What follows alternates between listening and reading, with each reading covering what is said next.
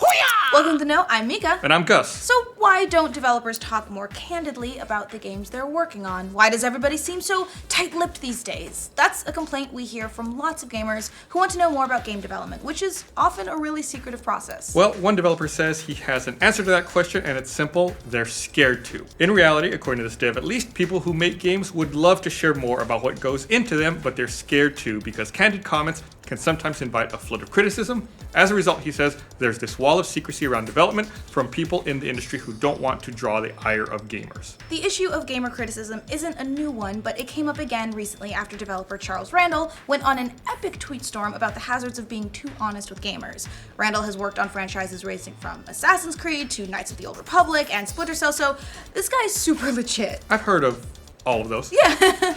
Randall started his tweet storm by talking about a conversation he had with a friend who said, I wish game developers were more candid about development, to which Randall said they actually are. But he wrote that developers are only truly honest with others in the industry because gamer culture is so toxic that being candid in public is dangerous. Well, what's so toxic, you may ask?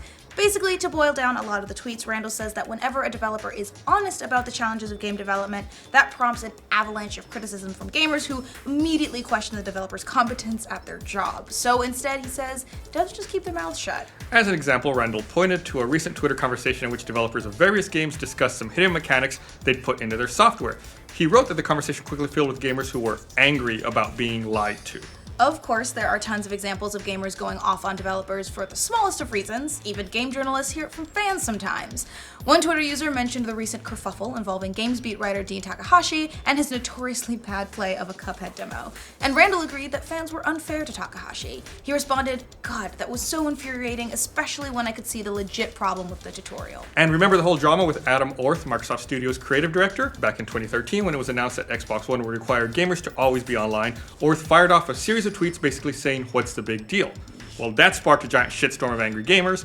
Microsoft officially distanced itself from his comments, and Orth ended up leaving the company. Aww. So yeah, online comments can have some very real-world effects. Poor guy. And the sad thing, according to Randall, is that developers really want to talk about this stuff. He added, here's the rub. All the stuff you've ever wanted to know about game development would be out there if not for the toxic gaming community. We love to talk about development, the challenges we face, the problems we solve, the shortcuts we take, but it's almost never worth it. Needless to say, there's been a lot of online reaction to this, particularly on the games subreddit and on NeoGAF, and a lot of gamers seem to acknowledge that they maybe need to take it easier on the developer hate. A NeoGAF poster wrote, I've been guilty of this, and it's partly because we're in communities that foster it.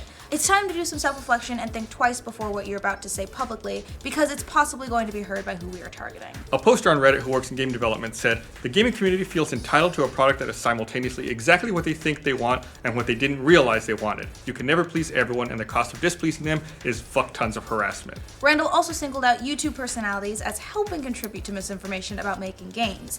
In his tweet storm, he's mentioned talking to a young gamer who went off about how awful developers were, but it turned out that all of his information came from a YouTuber. Randall tweeted, I did my best to tell him that all those things people freak out about are normal and have justifications. I hope I got through a bit, but I expect he went back to consuming toxic culture via YouTube personalities, and one day he'll probably harass a dev over nonsense. Of course, he's right. The vast majority of gamers don't know how hard it is to make a video game and all the work that goes into it, but should they need to know that?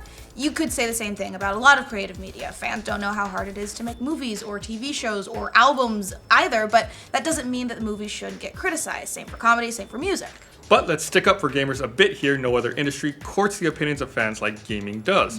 In the hopes of whipping up excitement for their games, developers regularly release alpha version of what they're working on, and that's naturally going to invite a lot of feedback, some good, some bad. The point is that while developers might not like the feedback, they often seek it, and they definitely like it when their game gets attention, so really it's a double-edged sword to be sure.